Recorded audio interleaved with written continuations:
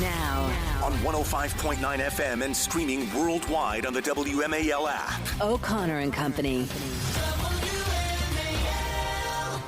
It's 7:06 now on O'Connor and Company. Thank you so much for letting us be part of your morning routine, riding shotgun with you through Washington, D.C. It's always an adventure.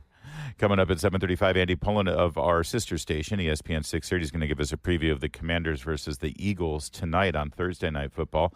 Most importantly, what uniforms will they be? They always wear specialty uniforms on Thursday night. Do we know? It's going to be cool. I hope it's I like the black ones personally. 8:05 KT McFarland. See, it's all about costuming for me. It's my old Broadway theater days. Yes, absolutely. Yes.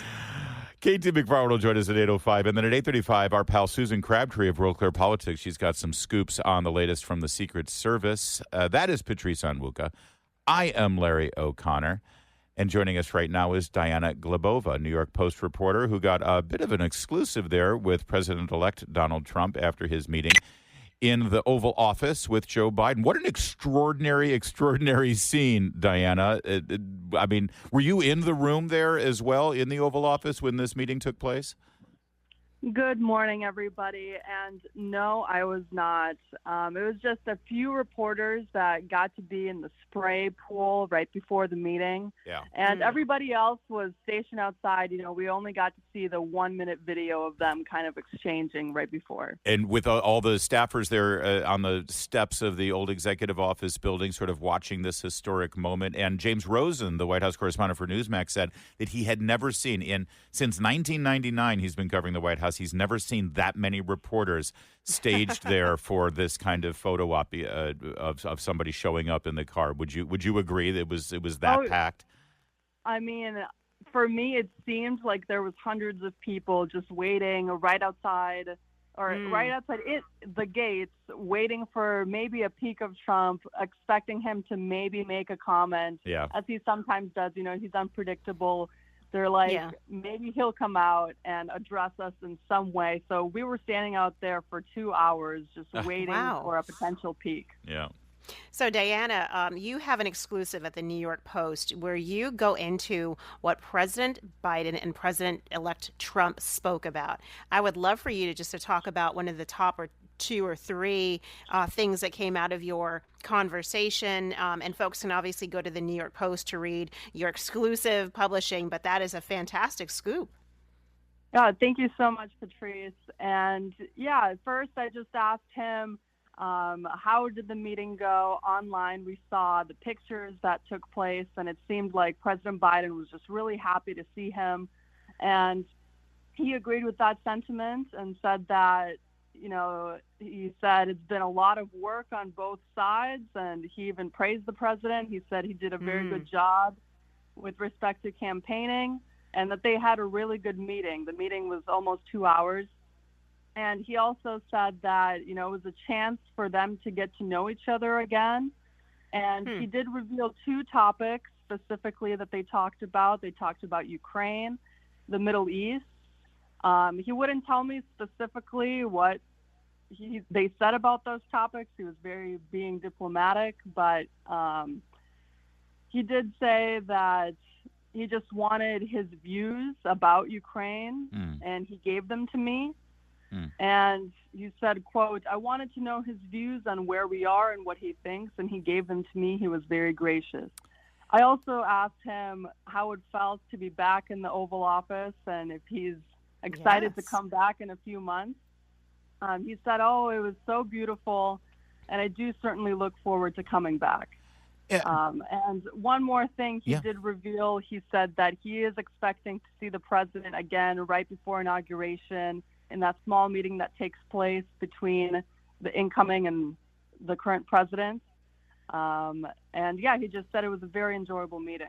We're speaking with Diana Glebova. She is a reporter for the New York Post who spoke with Donald Trump yesterday after the extraordinary meeting of the incoming former president meeting with the current president. It occurred to us as you look at the 2 of them, you're seeing the 45th, 46th, and 47th president all in one photograph, Diana. And at any point did President Trump sort of acknowledge the uncomfortable irony that here Joe Biden has spent the last 3.5 years trying to imprison Donald Trump, trying to prevent him from running for office, saying that if he did win the presidency, that it would be the end of the democratic process in this country and would basically upend our Constitution. And now, I guess, a week after the election, everything's fine, and we're shaking hands and we're smiling. And I don't know, it just seems kind of hard to take, I would think. Did that come up in your conversation with President Trump?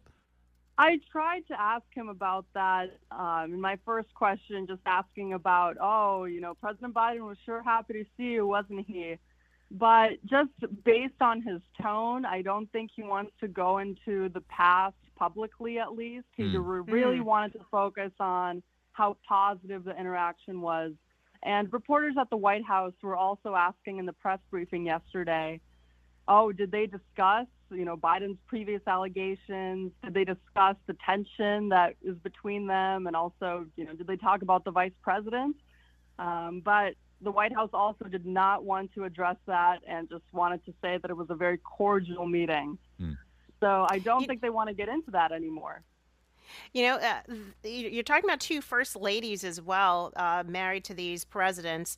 Do you think, was there any indication that Melania Trump's absence yesterday came up in the conversation, or any sort of maybe apologies to First Lady to be elect Melania Trump or to be Melania Trump?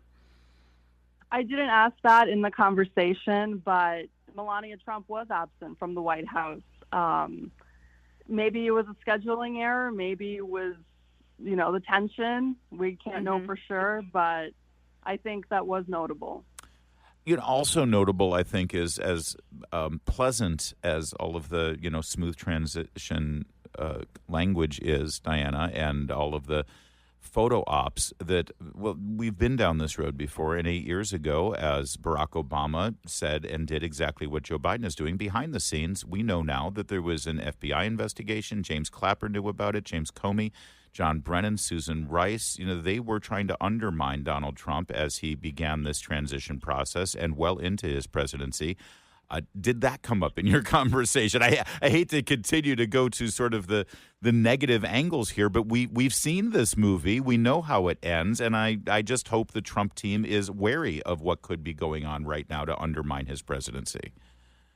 Again, I didn't have the chance. It was a very short conversation, but I do wonder what Trump thinks in his mind and, what he says privately about the Biden administration. I wish we had that inside lens. But I think, he's going to maintain this public persona, at least for now. Maybe he'll say something a little bit more fiery later. But I think he's really, at least publicly, really trying to focus on the transition right now. Diana, I know you covered the campaign and you've worked for a couple of different mastheads here in Washington. Are you going to be covering the White House here during the Trump 47 reign? That is the conversation right now. Cool. I've been covering the Trump campaign leading up to here, so hopefully we'll continue that in the White House, covering the transition right now. Considering what your publication had to go through back in 2020 with the Hunter Biden laptop story and the attempts by this administration to censor and even, frankly, destroy the New York Post reputation, I'm hoping that whoever the new press secretary is, they work out a new seating assignment. I think the New York Post White House correspondent should be front and center, given what they had to go through for the last 4 years. Oh, well, thank you very much, Larry. Diana Glebova, thanks for joining us. Thanks, scoop. Diana. And we'll be talking again soon, I'm sure. Thank you. It's 7:15, WMAL traffic and weather. The Trump 47 cabinet continues to take shape. Patrice Onwuka with a couple of announcements yesterday and confirmation of leaked announcements. Probably the highest profile first would be Senator Marco Rubio, who had been leaked a couple of days ago by the New York Times as Trump's pick for Secretary of State, but it hadn't been confirmed from Mar-a-Lago until yesterday afternoon. Marco Rubio, the two-term senator from Florida, is now set to be the Secretary of State. Also, former Congresswoman Tulsi Gabbard, who left the Democrat Party and became a Republican a couple of years ago and actually campaigned for Donald Trump pretty aggressively this year. She has now been named as the Director of National Intelligence. Of course, she has been a retired member of the Army Reserves, a sitting Congresswoman, as I mentioned. And when she ran for the nomination for the Democrats back in 2020, She notably was, first of all, quite aggressive in her campaign against Kamala Harris at that time. You'll That's remember right, the yes. famous moment during the debates where she really yes. went after Kamala Harris. She was also accused by Hillary Clinton and other Democrats of being a puppet for Vladimir Putin. Yes. And How insulting can you be to someone in your own party? yeah, in your own party, a sitting congresswoman and a Army reservist. But That's right. when you're in the way and you don't toe the line of the political party that's in power, all bets are off. And there were adjacent leaks from the intelligence community that, in fact, Tulsi Gabbard had some sort of nefarious ties to Putin. And so now she's going to be the director of national intelligence. And if people want to clean up the intelligence community, as many people suggest it needs to be cleaned up, maybe this is a good start. That's right. Putting That's Tulsi right. Gabbard in there. It'll be interesting to see how that shakes down. And, oh, by the way, speaking of disrupting and shaking things out and sort of upending the norms, Matt Gaetz, congressman from Florida, has been named as the designated attorney general for President Donald Trump. Patrice. Oh, my. Patrice, your Yeah. impression of the Matt Gaetz selection? I was shocked when I saw that headline. Definitely a bomb thrower, a disruptor, someone who is he's going to shake up the Justice Department, no joke, and really get to hopefully do a lot of rooting out of bad apples. Yeah. Now, what's intriguing about this nomination is what it means for both the Florida and frankly the Senate politics. Look at you. You've already moved on to who will replace him. What does it do to the Senate? Wait, hold on. We'll get there, Patrice. But can we talk about Matt Gaetz, a man who has been, it was leaked that the FBI was investigating him for dating underage girls and moving them across state lines to have sex with them. And that investigation went nowhere. Never went anywhere. But they never brought charges against him. Made headlines, put a cloud of suspicion, ruined his reputation. And I think he's pretty stinking mad about it. He's also had famous confrontations with Merrick Garland and with Christopher Wray during hearings where he has challenged them about some of the outrageous use of federal power through the Justice Department and through the investigative powers of the FBI, challenged them about leaks, challenged them about the nefarious use of the Justice Department against political enemies. And now he's going to be in charge of that department. And let me just say, you remember the old video about the honey badger? Honey badger don't give a bleep. Honey Badger, he doesn't care at all. Honey Badger's going to do whatever he wants. Well, this is your Honey Badger Attorney General. Matt Gaetz does not give a bleep, and he is ready to get in there and absolutely upend tables. And I know that people are outraged about it and they're crazy about it and they want the norms. Yeah. Well, Merrick Garland was approved and voted approvingly by Republican senators as the Attorney General. And with that power, Merrick Garland has investigated parents as domestic terrorists for going to school board meetings. He's investigated Catholics for going to traditional Latin Mass. He has used the Justice Department to inflict pain on the political enemies of Joe Biden and tried to imprison Donald Trump. He coordinated through his office with local district attorneys to bring charges against Donald Trump and the political enemies of Joe Biden and the Democratic Party. That's what your norms give you. That's what the Republican senators approved of when they said, yep, Merrick Garland's absolutely appropriate for the Justice Department. So if that's the norm, I'm ready for Matt Gaetz to upend the norms. Hey, I hear exactly what you're saying. Now, that said, I'm not the one you need to convince, Larry. Who you're going to have to convince are Republicans in the Senate. And let's be real here. A lot of them are not the same. They're not the Republicans that are in the House. And so I think that it's going to be an uphill battle. And when you have the editorial board of the Wall Street Journal, you've got the National Review, you've got a lot of these, the conservative, thought centers, already kind of setting the narrative that he would undermine trust in the Justice Department, that he lacks judgment. And then you also have the fact that the House of Representatives has been investigating him since April of 2021 over these charges that were never brought against him. Yes. Interestingly, the Ethics Committee was going to release a report on Matt Gaetz tomorrow. Yes. But because he has stepped down immediately yesterday, I don't think anything is going to come of that report. So you make of it what you will about the timing. I do think that wherever Matt Gaetz lands, he's not going to bring a broom. He is going to have your power-packed, your backpack leaf blower just blowing like, MAGA soap and scrubbing out every aspect of of the Justice Department to try to squeeze out, wash out, rinse out, and flood out all of the swamp creatures. So, yes, that's what's going to happen. Well said, and you're absolutely correct. He did resign his seat in the House, which means that the ethics findings will not be released. The timing is impeccable. By the way, Ron DeSantis is already talking about setting up the special election to replace him and Mike Waltz, who's now the National Security Advisor, and Senator Marco Rubio. And you're also right that his confirmation is not necessarily a done deal. Here is Senator Markwayne Mullin of Oklahoma, a conservative Republican. This is him many, many, many months ago. In fact, this could be last year, asked at the time about Congressman Matt Gaetz and some of the charges against him. After he was accused of sleeping with an underage girl.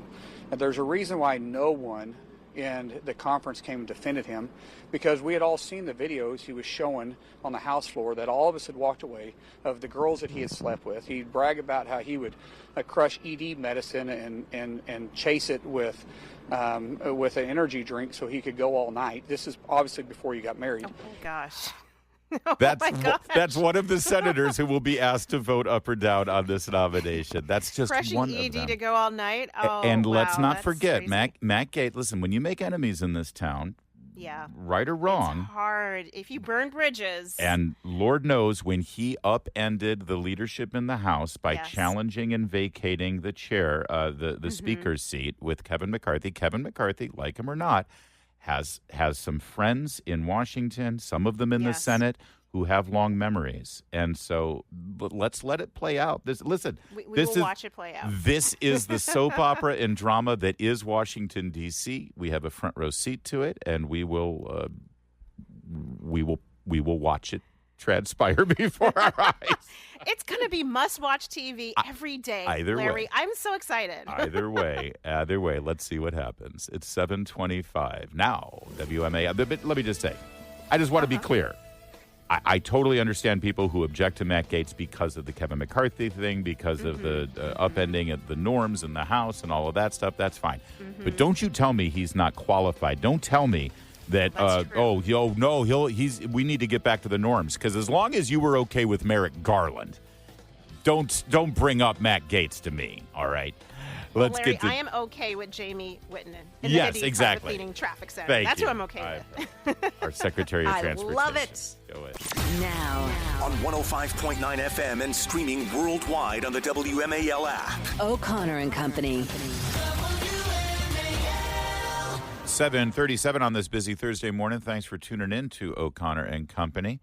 Coming up at 8:05, we'll speak with KT McFarland, get her assessment of President Trump's national security team that's being assembled for Trump 2.0. And then at 8:35, Susan Crabtree, Real Clear Politics, is going to join us, talk about what she's hearing coming out of the Secret Service. It's Larry O'Connor with Patrice Onwuka. Good morning, Patrice. Good morning, Larry. And it's Thursday, but it's a special Thursday. Oh, yeah. Because we've got Thursday Night Football featuring our Washington Commanders heading up to Philadelphia to play the dreaded Eagles. Joining us now is our friend from our sister station, ESPN 630, Andy Pollin. Andy, good morning. Good morning, guys. It's always fun when there's a Thursday night game. Yeah. Not fun for the players, though. And not fun for me, or probably for you, who have to get up early in the morning. True. But get used to this. If this team continues to have success, there'll be more primetime games to come. It was a tough loss, obviously, on Sunday. And is the team a little banged up? The players hate this quick turnaround to a Thursday game, right? Yeah.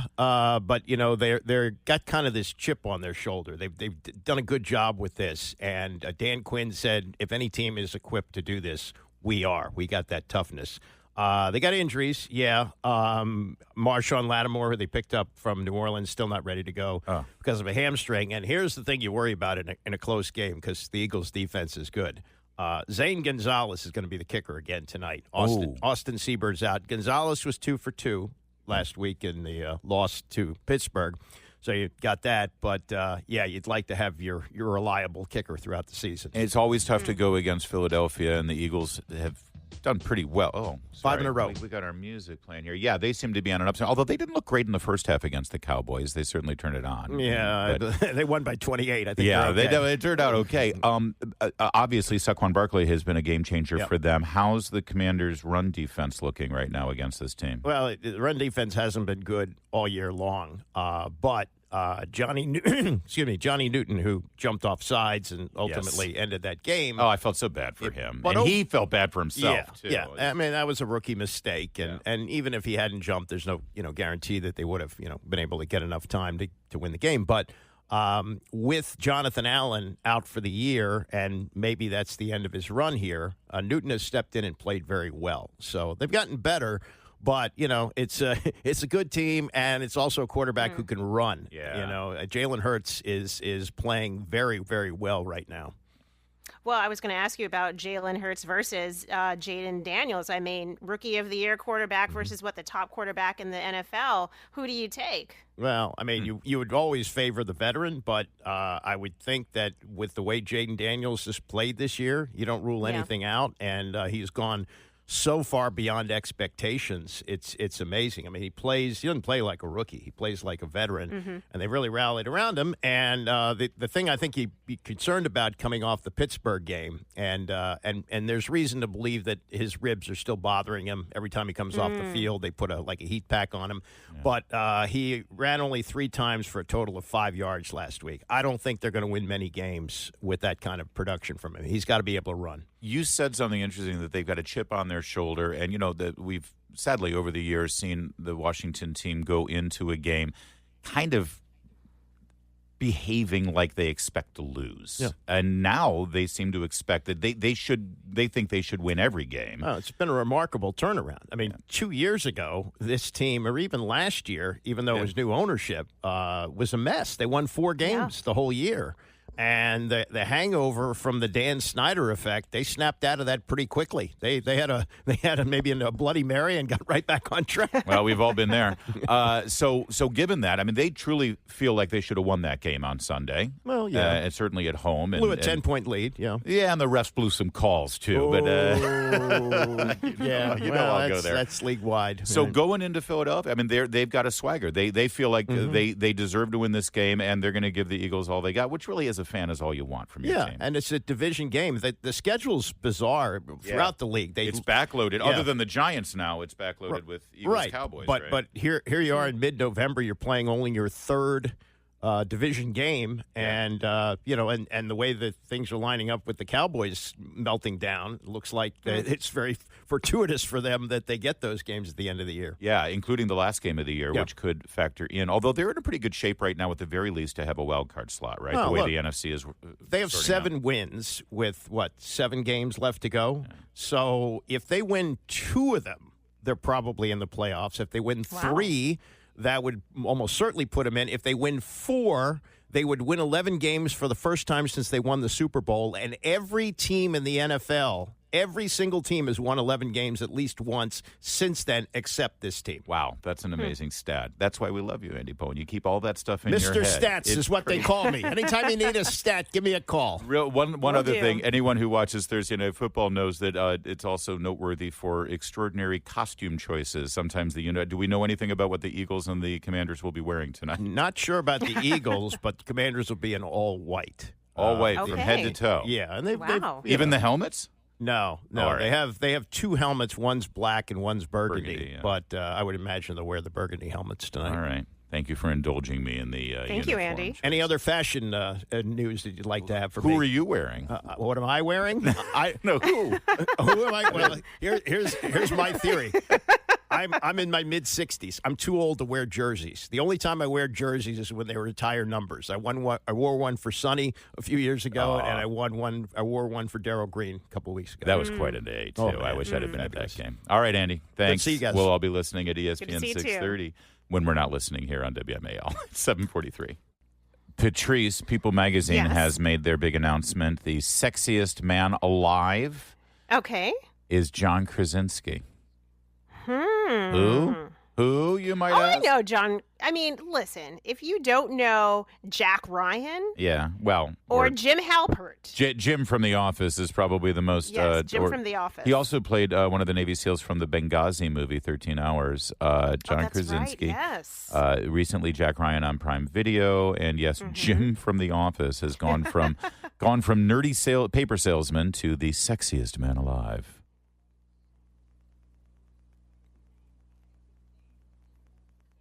Yeah, whatever. You know what? I am just so sick of this. I am obviously the sexiest man alive. They Patrice. forgot your cover, Larry. I am They forgot to do so a cover with you. sick and tired of being egregiously overlooked.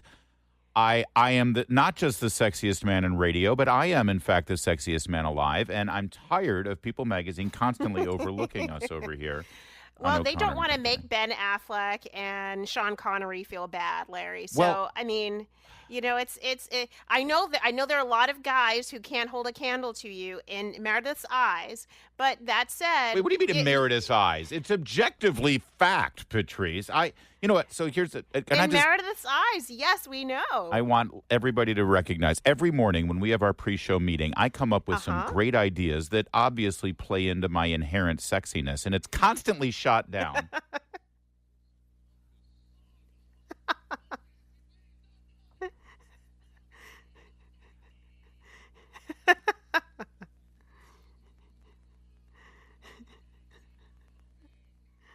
That's what it sounds like every time. Everyone, the brain trust, the management here. It's like, no, Larry, you can't do that. Mercedes, we're here for yes, it. Yes, exactly. Bill Hess comes running in. Stop it, Larry. It's too sexy. It's too sexy. So you're stifling my inherent natural sexiness. And that's what's keeping me from being identified by People Magazine. Because if you get on the cover of this magazine, we're going to lose you, Larry. WMAL needs you. The listeners here, we need you, Larry. If they put you on the cover, you're going to go back to Hollywood. You're going to be in a bunch of movies and Amazon Prime TV shows, and you're going to forget about us. So forgive us if we are being selfish here. You make a compelling argument. Good. You're right, Patrice. So I'll let Jim from The Office have it this time again, I guess. But I'm going to regroup and come back next year. It's 7:53. It's 7:55. WMAL traffic and weather every 10 minutes. First on the fives. Here's Jamie Whitten in the Hadid Carpet Cleaning Traffic Center. I would have done that a lot sexier, by the way. Just so you know. We know, Larry. We know. Larry, thank you.